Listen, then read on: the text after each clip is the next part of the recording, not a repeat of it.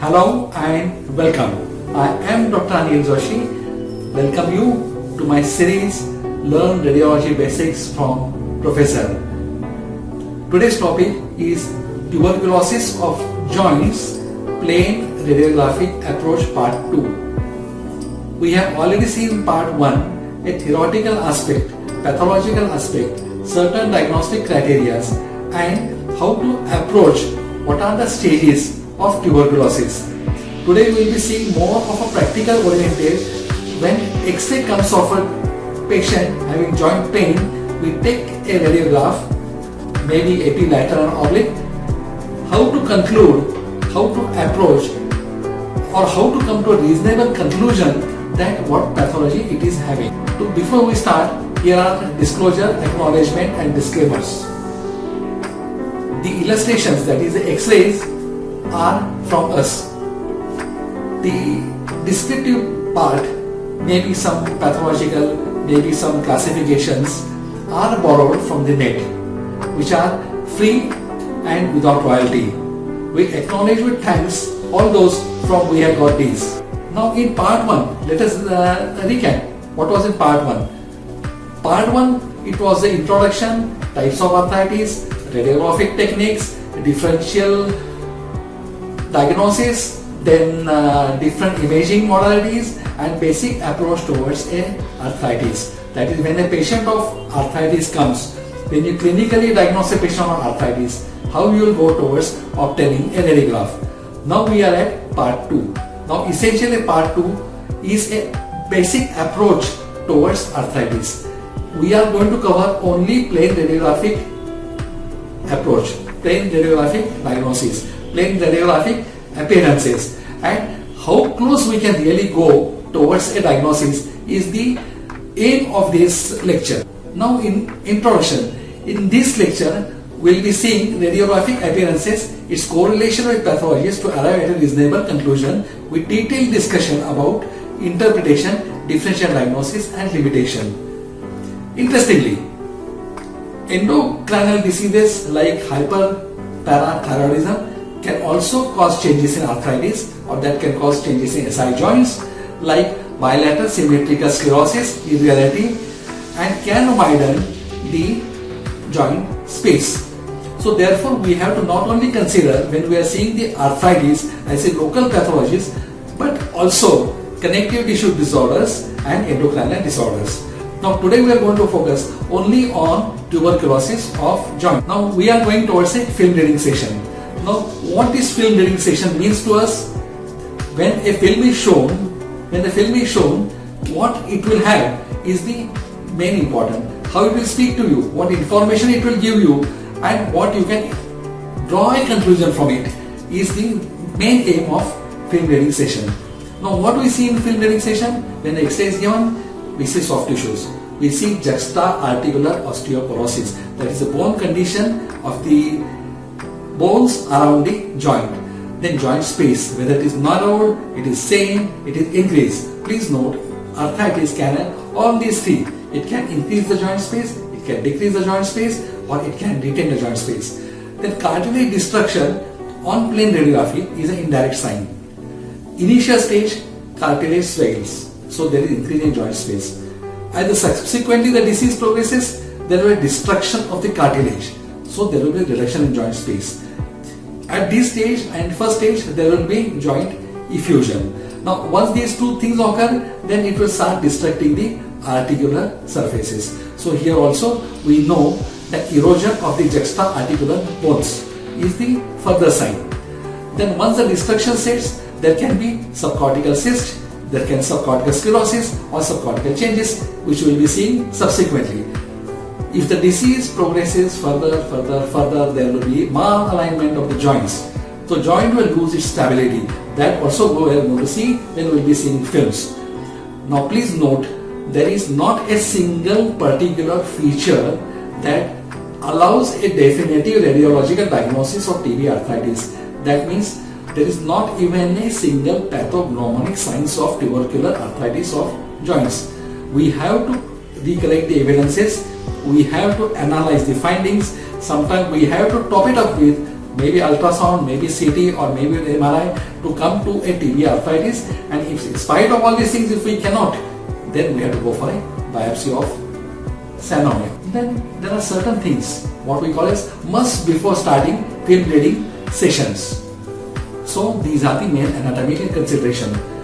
Radiology and anatomy are very close to each other. Lot of time, half the diagnosis is given by anatomy. So it is very essential to know an anatomical basic of the disease. For example now, what is the distribution of disease in hands and wrist?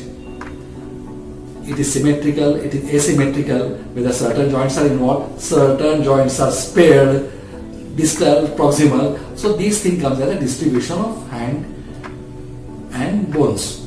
Now, like psoriatic arthritis in hand involve more distal joints.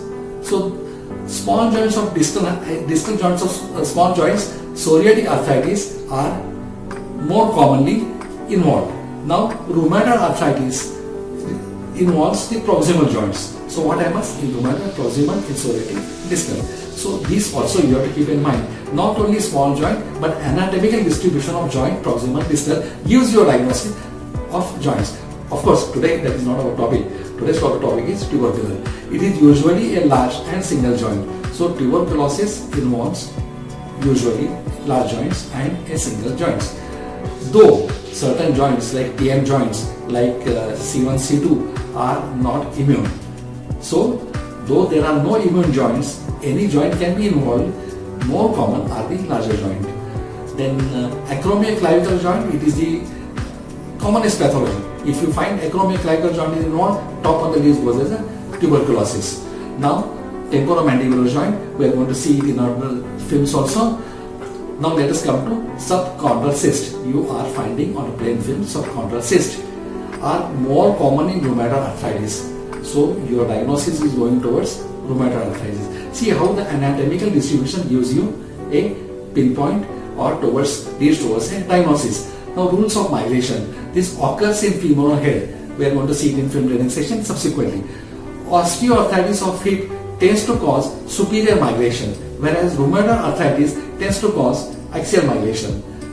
Again, in tuberculosis, the migration is superior. So that we are going to see in our next sessions. This is the way a finding gives you clue for the diagnosis. Now important pitfalls. What we are really seeing right now is how to approach X-ray, and this is something like homework before approaching X-ray. First we are seeing the anatomical distribution. Now we are going to see the pitfalls. Now X-ray is a baseline investigation. A baseline investigation, a concept is it should be available, it should be cheap, it should be easily done, there should not be much money involved. So these are the important factors for going to a baseline investigation, and X-ray meets all these criteria. Now X-ray can give suspicion to certain findings. So how we did it? It can raise suspicion about certain pathologies, but it is also important that lot of pathology has got same radiological presentations. So how we put it? It can raise suspicion, however its specificity is low. So X-ray low in specificity, since many type of joint pathologies share similar phenotypic and may mimic similar radiological appearances. Now next come to another pitfall, that is the osseous irregularities. May be a part of disease process or it could be a ligament insertion. So all the irregularity of articular surfaces are not pathognomonic. They can be because of ligament insertion, they can be vascular foraminas, there can be mucoid or fatty replacement of the bones, and that can mimic like a osseous irregularity. So all osseous irregularities are not leading towards arthritis. Now differentiation between true and pseudo erosion is not always possible. You can know there is erosion, that's fine, but it is true or because it is something else may or may not be possible. Bone marrow changes are not appreciated on plain X-rays.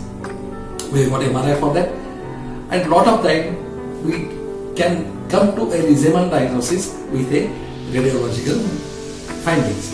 But still, it is to be kept in mind, it is not the only test. It is not the one which gives you 100% diagnosis. Sometimes you need to depend on some other investigation. Each and investigation has got its own role. Now, then comparatively, artifacts are less on X-rays.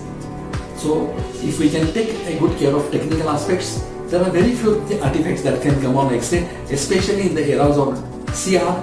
There are no film artifacts, so we have already got eliminated all that list of artifacts coming from the darkroom and the films, and CR can give you really good pictures. Now, radiological findings can be non-specific. Now, non-specific findings are more important. However, radiologists fail to give idea about the muscle edema. Okay, joint ideas you got, articular surfaces you got, bones you got. But what is about the muscle?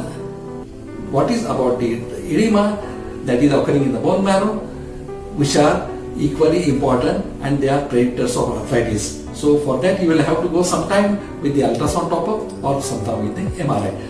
Osteoporosis is an important finding, but it can obscure sclerosis. Now, osteoporosis can obscure sclerosis. So that is to be kept in mind. It is a limitation of the osteoporosis. Now, rheumatoid arthritis, there is chronic and slow destruction of the cartilage. Hence, there is more sclerosis as compared to degenerative osteoarthritis. Rheumatoid arthritis cause more sclerosis as compared to degenerative osteoarthritis. Further, rheumatoid cause less bony densities, that is the osteoporosis. So, because of that, we can get the dense bone. Now, joint space narrowing is not specific, however, it is always there in arthritis. What does it mean? If you see a reduction in joint space, it may not point towards any particular pathology, but in arthritis, it is always there. So, it indicates about the arthritis, but it will not say which arthritis it is. Neither, if it is not there, you can rule out arthritis. That is the part of joint space. Now, we will see different pathologies and how to interpret them. First, coming to rheumatoid arthritis. Rheumatoid arthritis is a connective tissue disorder. Age group is 20 to 40. Females are more affected than male. The classical triad, every disease has got triads. So, as the rheumatoid arthritis, it is soft tissue swelling, osteoporosis, and marginal sclerosis. So, this is a triad of rheumatoid arthritis. More predilection for small joints of hand, that is polyarticular or symmetrical. So, many joints will be involved, it will be symmetrical. Then, as we are seeing, where terminal joints are involved, where proximal joints are involved, but all small joints has got their own predilection. Now, synovial thickening is difficult to appreciate on radiograph, and MRI is beneficial in these matters. Initially, there is just synovial thickening, and it cannot be appreciated on plain X-ray. The earlier method was to take a plain X-ray with soft tissue settings. So, soft tissue symmetrical swellings was going in favor of rheumatoid arthritis, and we were used to say RA test for them. Now, juxta-articular osteoporosis is significant in rheumatoid arthritis. Then there is progressive erosion of articular surfaces as we go ahead. Synovial thickening is more uniform. Then let us come to a second is septic arthritis. What happens in septic arthritis? The only disorder that will cause osteophytes without sclerosis. So you will not find much reactive bone formation. Why? Septic arthritis are destructive, they are aggressive. Now, joint space narrowing is diffuse, idiopathic. Now, if you are finding there is sclerosis or joint space narrowing which is diffuse, you have to also consider diffuse idiopathic skeletal hyperostosis, that is DISH. DISH is more common in spine, so we will not be seeing it much as a differential diagnosis for tubercular arthritis. Now, ankylosing spondylitis. We are seeing different type of arthritis, how they are present. That is going to help us how we are going to rule it out when we see a film. Now, there is peculiar balance between sclerosis, increase in joint space, and erosion. I repeat again, there is peculiar balance between sclerosis, increase in joint space, and erosion. This also helps to grade the severity. So, severity can be graded depending on sclerosis, joint space narrowing increase, as well as erosions. then initially there is only one marginal sclerosis. So one marginal sclerosis with blurring of the joint margins.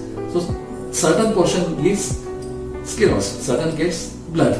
So this is better picked by CT scan with increase in joint space is a supportive evidence. So that is we are talking about the ankylosing spondylitis. Subsequently, there is increased joint space, widening, evident erosions and sclerosis. This can be picked on X-ray very safely, very confidently and definitively. Thus, this results into total ankylosing of bone. So bony ankylosis is more common as ankylosing spondylitis versus fibrous ankylosis is more common with tuberculosis. So this is one of the differentiating point as far as ankylosing is concerned. Now, this should be SI joint pathologies should be in differential diagnosis of ankylosing spondylitis, unlikely tuberculosis, more commonly with osteoarthritis and synovial chondromatosis. So these are the different type of joints which you have to consider when you are going for a differential as far as SI joints are concerned. Now osteoarthritis is essentially a very common thing which we see very commonly and in almost all the moving joints. Now osteoarthritis is common at the age of 40 to 50 years. It is important to differentiate it from the other type of arthritis because treatment wise osteoarthritis and other joint differs. Now history and clinical examination are important and almost diagnostic of osteoarthritis. Then the trauma is a major factor. Radiology and laboratory findings are confirmatory. Radiology and laboratory findings are confirmatory for provisional diagnosis. Now hallmark of osteophytes. Hallmark is osteophytes. Osteoarthritis without osteophyte does not exist. Osteophyte is first pick, then you think of the arthritis, then you go to sub-classification and then you go towards the osteoarthritis primary or secondary. So hallmark is osteophytes, sclerosis, joint space narrowing. This is always there. Like we were talking, every joint has got a triad. So this is the triad of osteoarthritis. Please consider other differential if these three findings are not there. So if there are findings not there, which are these? Sclerosis, joint space narrowing and osteophytosis, think of some other pathology. It is differentiated from diffuse idiopathic skeletal hyperostosis in spine as seen as no disc space narrowing and is no sclerosis. So this is one of a differentiating point in some other joints, that is DISH. Then there is no classical symmetry as far as osteoarthritis is concerned, which is common in rheumatoid and ankylosis. Now, another differential point we are thinking in this series is the septic arthritis. Septic arthritis are usually hematogenous in spread. Usually a single joint is involved. Commonest organism is Staphylococcus aureus. Knee and hip joints are more common. Bony ankylosis, very rare. It's aggressive, just dissects it. There is more destruction and less sclerosis. More destruction and less sclerosis. So it is more destructive. Bony ankylosis are there. More common knee and hip, and staphylococci are the main culprits. Is that tuberculosis only involve the joints? No. It can always involve joint, but sometimes there is also some other involvement like tenosynovitis. Now let us come to know what is tenosynovitis. Tenosynovitis. So let's see in more detail what is tenosynovitis. It is always secondary. Primary tuberculosis do not affect tuberculous tenosynovitis. It is always secondary. USG is modality of choice because it can pick with the help of Doppler the signals, and US reveals degree and extent of tendon and tendon sheath involvement. Tuberculosis, there is less synovial sheath effusion. Then therefore we always combine sonography with X-ray tenosynovitis. Therefore we always combine sonography with X-ray when there is suspicion of tenosynovitis, bursitis, because we can see them better with the Doppler. And abscess also can be detected in better ways. Remaining repeat imaging is a useful, and if needed we can go for a biopsy. Which are the joints involved by the tubercular arthritis. Knee joint, hip joint, ankle, shoulder, C1, C2 are also involved and TM joints are also involved. This is a more common joint involved. Now let us come to our film reading session. So today we are going to focus only on tubercular arthritis or tubercular arthropathies. Then how we are going to go to the approach of joint diseases. We are going to see the bone destruction, dislocations, then complications of tubercular arthropathies, cartilage destruction, fibrosis, bony ankylosis, changes of partial destruction or secondary osteoarthritis, growth disturbances and localized deformity or shortening of the bone and monoarticular involvement. So again we are repeating in our film reading session where we are going to concentrate is not only joint, the changes in joint, but also on the surrounding sheaths, muscles, bursa, and many of these are suspected. We are going to subject patient for the ultrasound or MRI. Not only this, but there are certain complications of tubercular arthritis which also include growth disturbances, then coxa or vara, that is the deformities or limb shortening. So these things needs to be kept in mind when we are reading for the films. One of the film reading session also points at the classification of the hip joint. Shanmuga Sundaram has published an excellent article, lot of hip joint, their tubercular involvement and the complications. His original article is available on the net and those who are interested should read it so that his excellent work can be appreciated as far as the classification is concerned. Now how he classifies, this classification is for the hip joint, but we have to keep in mind before we go to a film reading session. One is a normal hip joint, second is a traveling or wandering acetabulum, I will show you when we are going to film reading. Then third is a dislocating type, fourth is a Perthes type, fifth is a protrusion acetabuli, then is the atrophic and dislocating type. Now when we go to the tuberculosis of hip joint, we will be coming to this classification. Now here once you see an X-ray, you will have to interpret. Now let us go to first X-ray. You can analyze it, and when I am saying, you just see whether you have analyzed it correct or not. Now here joint space has increased, soft tissue swelling is there, capsule is bulging, articular surfaces. If you see very carefully, you can see the destruction. Once the articular surface are destructed, cartilage has to be destroyed. Then subcortical bone is okay. Then juxta-articular bones, that is mainly shafts, they are okay. Then there is bony deformity, no, there is not much bony deformity.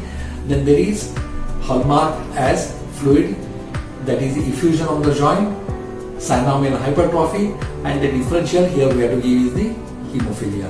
But the bony changes are not there, which are usually seen in hemophilia. Now here again we have to go with the same. We have to first go for the articular surfaces and we have to go for the destruction. Now if you see very carefully this joint, the soft tissue planes are bulging, so that indicates there is joint effusion. Now usually in osteoarthritis there is a cartilage loss. Here also there is a cartilage loss. But if we see very carefully, though there is a cartilage loss and there is an increase in joint effusion, there is joint effusion is there is also destruction of the articular surfaces. This destruction of the articular surfaces goes in favor of tuberculosis. If you see very carefully, you will find that there is some malalignment of the lower extremity. Then the knee joint shows destruction of the articular surfaces. Now once the destruction sets in, if you see, the effusion element is not as significant. These are two different cases, both are not same. The pathology is same, both are of tubercular knee joint. Now here also we are seeing that destruction is a hallmark. Destruction, and there is not significant juxta-articular osteoporosis. Now if it is osteoarthritis, we would have expected osteophytosis. As I have told you, without osteophytosis, without destruction of the articular surfaces, without osteoporosis, the osteoarthritis cannot be diagnosed. But one of the differential for this would have been osteoarthritis. Here what is striking is the destruction of the articular surface, cartilage loss, and if we are rightly saying is loss of joint space, patchy destruction of the articular surface, and minimal sclerosis. Now again in tuberculosis, if extremities kept active, you do not get much of the osteoporotic change. Now here what we are saying is a destruction. Now again I am saying you how you are seeing destruction here is, see the lateral condyle, it is destructed, bone is destructed, then there are not much osteophytosis which should have been there with osteoarthritis. Then the joint, if you see the alignment is not proper, so there is subluxation. Subluxation of joint, joint diffusion, destruction of articular surfaces are the major findings in this X-ray. Anything else? Not much osteoporosis, not much osteophytosis. So your degenerative osteoarthritis is slightly low on the list. This is a knee joint X-ray. Knee joint X-ray is showing destruction of the articular surfaces. If you see medial and lateral condyle, there is a severe cartilage loss. So what we are noting is ill-defined peripheral erosive lesion of the tibial tattoo, reduction in joint space, and these are consistent with Femistar triad which we were discussing, and I promised you that I will show you while the film reading session. So this is Femistar triad, and this is the classical description of it demonstrated on a knee joint. Now it is important to see these X-rays. If you see very carefully, the spines appear reasonably okay. There is nothing much with the spine, except if you see C1, C2, you will know the pathology. What has happened to odontoid? Odontoid is partially destructed. So there is partial destruction of odontoid. If you see very carefully, there are some osteolytic lesions in the odontoid portion. So there are very few pathologies which can come at C1, C2 region, and top of the list should be a tuberculosis if there is a soft tissue swelling. If there is no soft tissue swelling, we can also consider other differential diagnosis. Now this is a shoulder joint. Shoulder joint is revealing destruction of articular surfaces. And then there is loss of cartilage. Again here we have to consider differential diagnosis as osteoarthritis, except the bony changes here are not significant, so possibility of tuberculosis is thought, and secondly because of the bony changes associated with lung changes. If there is tuberculosis in the lung, usually any joint pathologies we have slight favorism towards the tubercular arthritis. As we were seeing in tuberculosis, there is simultaneous destruction and healing going on. So what is happening here? Here there is also sclerosis, there is also a healing. So destruction is followed by the healing. Now already we have discussed this point that all that is destruction or that is the bone loss is not a osteolysis or destruction. There are a lot of differential ways to think over when we are dealing with a bone and the deformity.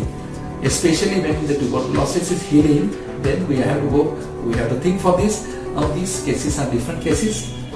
In some you will see the destructed cortical surfaces, in some you will see effusion. Though the pathology is same, the cases are different.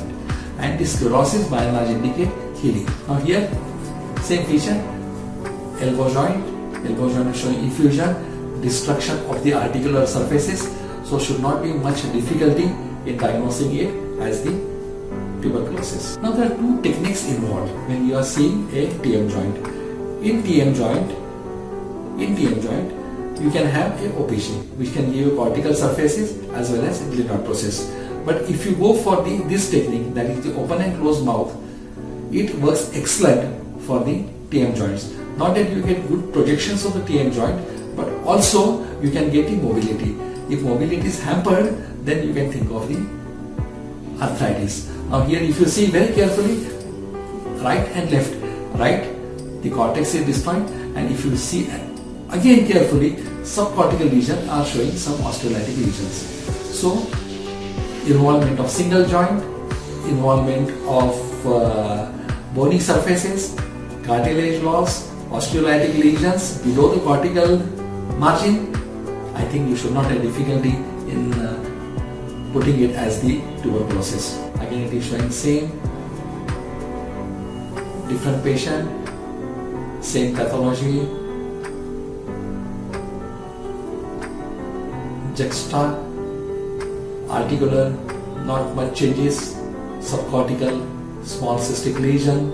So one has to think in differential as tuberculosis. It should be very clear. Now here there are two different points which you have to consider.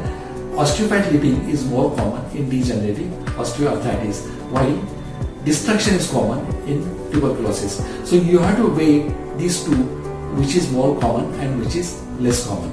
If dominatingly it is destructive, you have to go towards the tubercular or other differential. And if it is less destruction, more osteophyte, more osteoporosis, less cartilage loss, you will have to think of the degenerative arthritis. Now let's come to a TM joint interpretation. Now what we say here is routine indication for evaluation of TM joint is pain or dysfunction. Pain or dysfunction is a routine, one of the indication for evaluation of a TM joint. Now, if there are restricted movements, you have to go for OPG. If there is pain, you have to go for OPG. Now, it either reveals, now this is an OPG which is taken for pain or dysfunction. Now, we take OPG with two things. One thing is mouth closed and mouth open. When the mouth is closed, the relation of glenoid and the mandibular condyle is in close approximation, versus while the mouth opens, the condyle of the mandible slides anteriorly. This movement is extremely important in putting TM joint as a normal. Now what happens in arthritis is there is one thing is erosion of the articular surface, destruction of the mandibular condyle, then there can be glenoid sclerosis or there may be less movements. Now second thing we have to see is whether one side involved or two side involved. The movement are symmetrical or asymmetrical. Now movement may be symmetrical, then you will have to go with the remaining things. Again here thumb rule applies.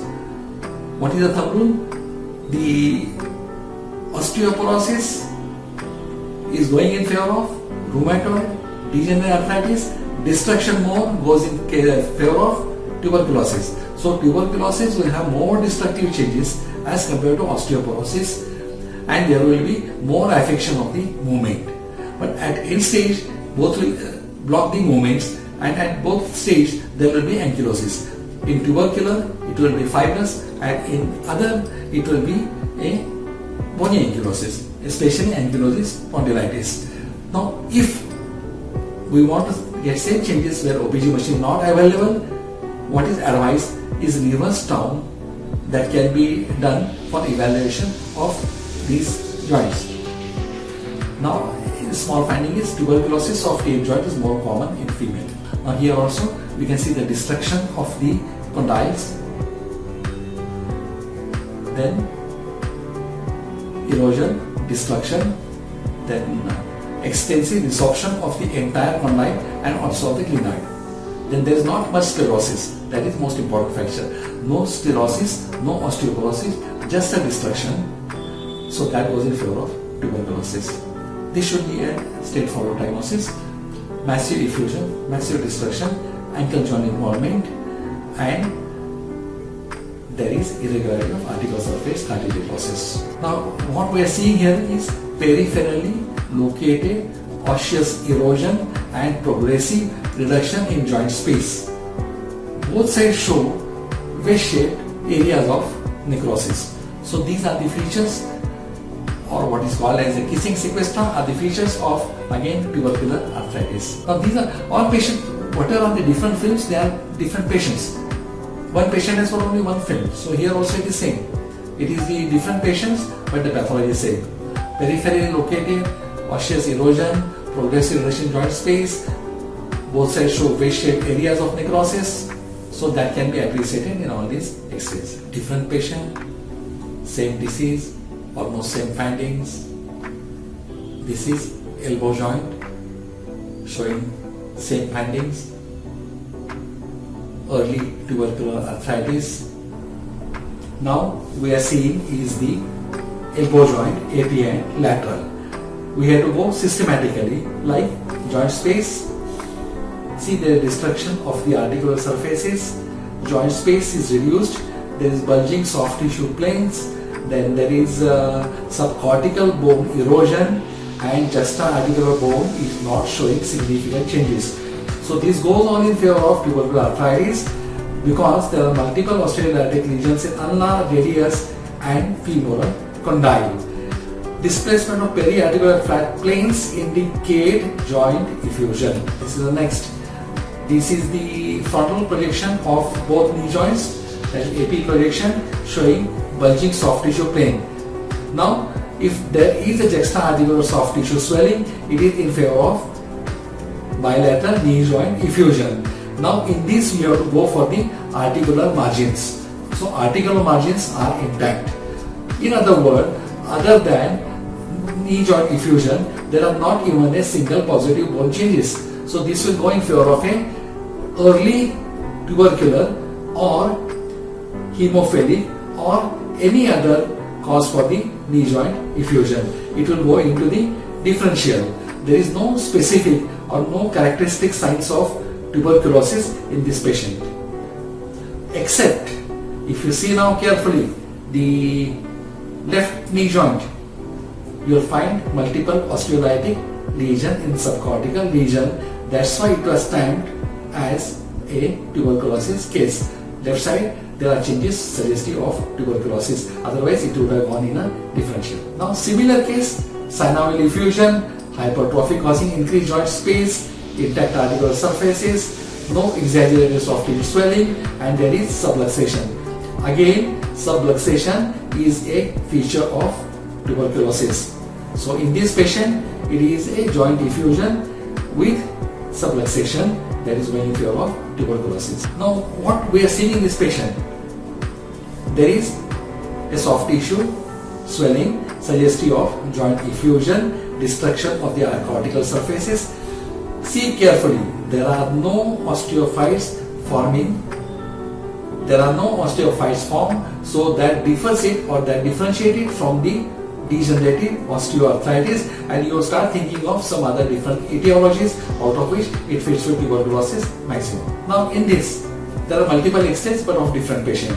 There is bone invasion, cortical bridge, periarticular osteopenia, then articular surfaces are irregular and there are joint effusions. All are different patients, the pathology is same, and they will tell you the different stages of tuberculosis, different x-rays, different pathologies in different stage.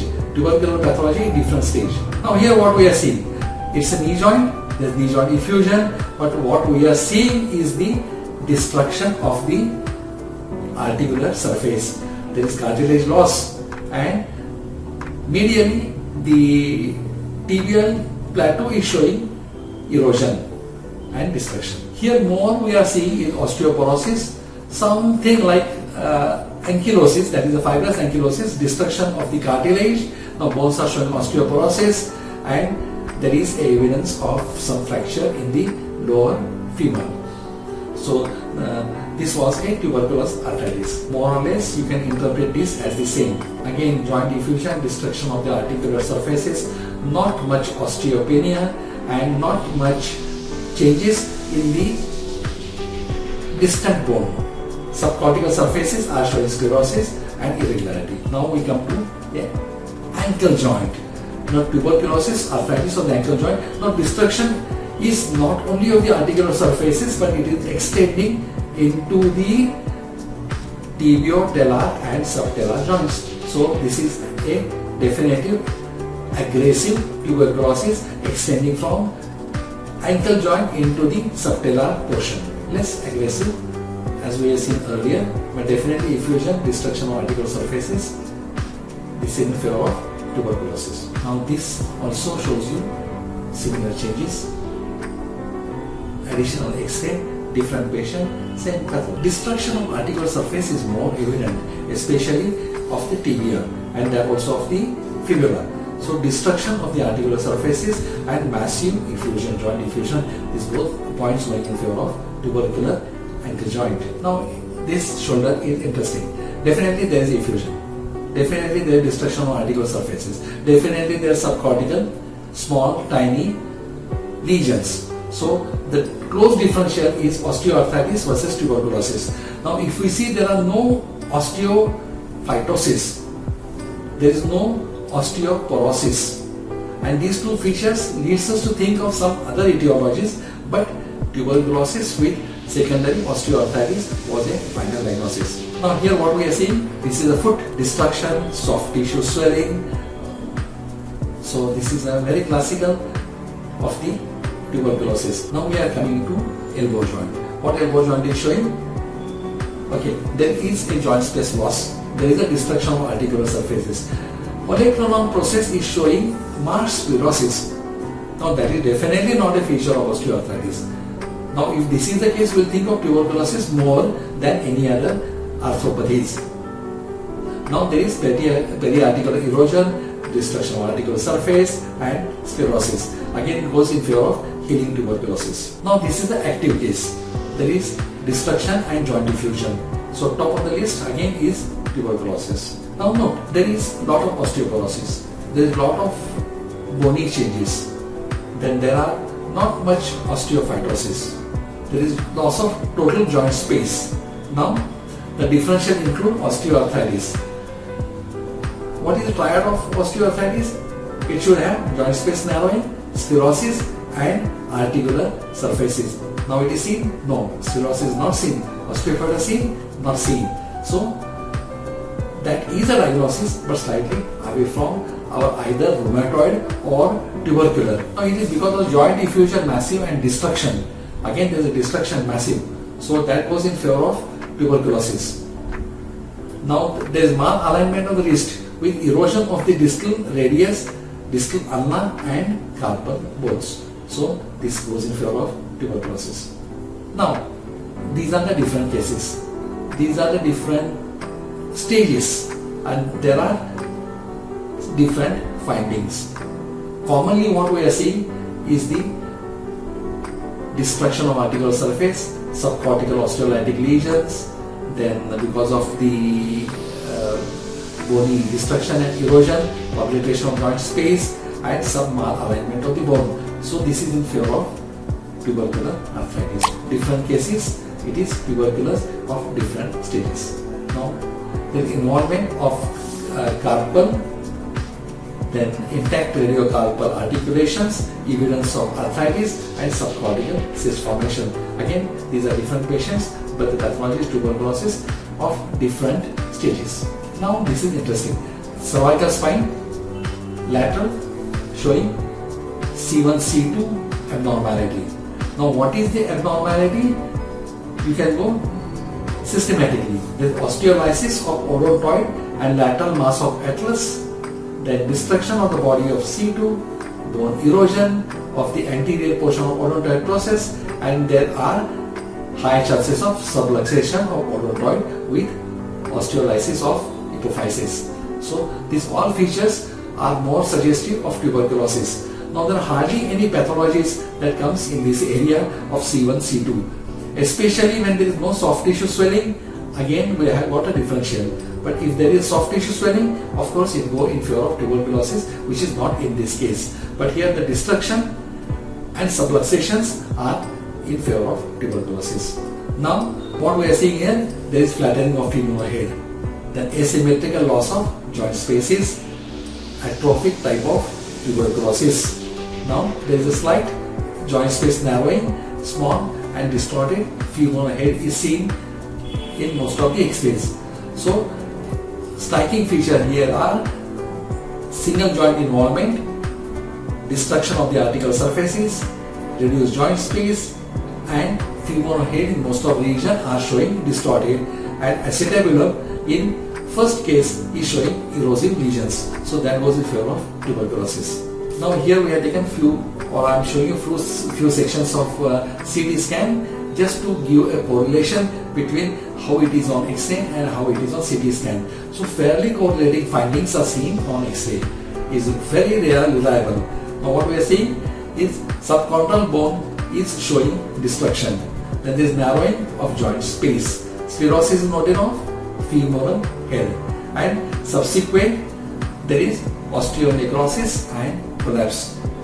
So that is the sequelae of tuberculosis. Now here we are seeing two different patients, two advanced cases of tuberculosis, and important features are the permeative lesion in the first film. Here also we are seeing different cases of tuberculosis showing different pathologies, and what we are seeing here is more involvement of roof of acetabulum, that is in the right hand last. Then which subsequently result into upward displacement of the femoral head. Then there is asymmetrical destruction of the joint spaces, osseous erosion of the changes at the articular surface of, and there is focal osteopenia. Now this radiograph is for the early changes of tuberculosis. We are seeing couple of things, like there is osteoporosis, number one. Number two, the hypoplasia of the left side, that is the left hip bone as well as left femur is slightly hypoplastic, but the changes in the hip joint are important for us. They are showing destruction, reduction and erosion of the articular surfaces. Now there is destruction of the acetabulum, there is destruction of the femoral head, and there is tendency for the femoral head to get displaced and distorted in spite it is destroyed. So let us see what is in the X-ray.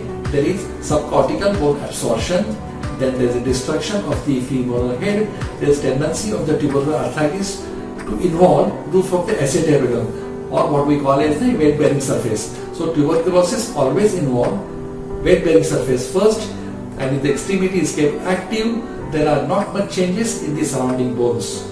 This is also called as a traveling acetabulum. Now these are the few cases of wrist joint showing described changes as we are seeing. Now see, here there are certain interesting factors. If you see both the X-rays, particularly the right hand upper one, there is superior lateral migration of femoral head. Okay, then this is called as Perthes type of tuberculosis. Then what happens in it? It is epiphyseal-metaphyseal lesion. Then they can show healing after the treatment with residual proximal deformity. So here what we have to appreciate is small epiphysis, fragmented, irregular, then arthritic changes which fits in with Perthes type of tuberculosis. Now again we are seeing migration, that is superior lateral migration, then epiphyseal-metaphyseal type of lesions, then there are healing phases with residual coxa magna deformity in coming few years. Now we were seeing that it involves a lot of large joints. Here we are seeing involvement of both SI joint, right side and left side. Both are different patients and both are showing increased joint space of cytoiliac joint, destruction of the articular margin. There are large erosive lesions which surround sclerosis of the articular surfaces. This presentation is unilateral. Please note it is unilateral. The pseudo-winery of joint is there. The early osteolytic destructive lesions are there. An entity of fibrous ankylosis can exist if it is treated in late stage. In part 1, we have seen theoretical aspect, classification, anatomical orientation, how to come to conclusion, what are the things to be seen, how to take a radiograph, etc. In part 2, we have seen multiple cases, multiple types of tuberculosis, multiple complications of tuberculosis that is causing almost all the large joint it can involve. We have also seen that what are the complications of it, what are the types of tuberculosis in which it shows healing in the stages, so whether we can know whether the drugs are acting or not by the radiological changes. So with that we are coming to a conclusive remark. With that we are coming to a conclusion remark. In conclusion, I can say that plain radiography should be employed as the first investigation of choice when a single joint involvement is expected by a clinician. Many changes have occurred in regards to role of imaging. Many investigation modalities are introduced like ultrasound, CT, MRI, etc. But in spite of that, conventional radiology and plain X-rays have remained as the first investigation of choice. What we can call is a gold standard because it has got a positive role. It can be employed anywhere. It's very easy and it gives the information which is absolutely required when we start investigating a case. Plain radiography are excellent in evaluation of painful joint lesions. Patients' pain, if we consider, and mobility, if we consider, radiology can adapt patient in different position. Different type of techniques can be employed to see that the part is projected, the part is radiographed without much trouble to the patient. So also it's a very fast procedure, it doesn't take much time. Then X-ray machines are almost available everywhere. It has become a routine investigation of choice. It has become a routine modality in most of the hospitals and peripheral centers. Now what a X-ray taken can further do, it can subdivide and classify arthritis. Then prognosis can easily be judged with the help of X-rays. Now if we start anti-cox treatment to a patient of tubercular arthritis, the changes taking place in the joint are important.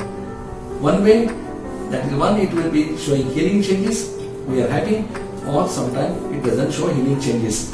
There a clinician warned that he is treating a resistant type of tuberculosis. So it is possible to evaluate all the joints, practically all the joints can be evaluated with the help of routine X-rays, with the help of any machines that is available. Now with this, we are coming to end of our lecture, that is on the tuberculosis, arthritis, plain X-rays, and the role of plain X-ray in evaluation of tubercular arthritis as a first modality of choice. And I am very happy that most of the time, if we go systematically and with the proper basics, it is not difficult to come to a reasonable diagnosis. We have also seen that tuberculosis can be diagnosed, number one. Number two, its complication can be recognized. Number three, its prognosis as far as deterioration and progress can be determined with the help of X-rays. And fourth, other than joint, if we need to evaluate adjacent structure like tendon sheaths, muscles, bursas, it can take help of ultrasound, which is also easily available, and Doppler can give it as a supportive modality, and it can give a lot of good informations. Now, with all these things, I am Dr. Anil Joshi. Thank you for giving me your valuable time. In my sincere efforts, in whatever knowledge I have gained and whatever experience I have gained, I have tried to explain you how to approach a case of tubercular arthritis when suspected clinically, which X-rays to take, and step-wise how to go for it, how to stage them, how to go for its complication. Please note, radiology is not a race, it's a process. Be a part of this process and you gain the knowledge. The more knowledge you gain, it will be beneficial for the patient, and more benefit you will give to the patient, they will go faster. So, I am Dr. Anil Joshi. Thank you again and bye-bye.